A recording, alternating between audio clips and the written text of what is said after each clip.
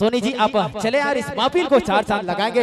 हर भाई लोग अंतिम बेला है, एक दो गीत होगी, उसके बाद आज वाला कार्यक्रम को रिमिक्स करके यहीं पे समापन किया जाएगा। इसीलिए जम के नाचिए, जम के झूमिए। चलिए Soni ji,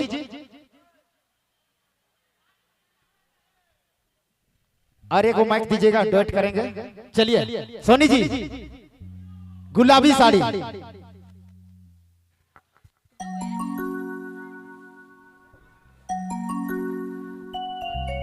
hello hello ladies, hello hello hello hello Anujay, hello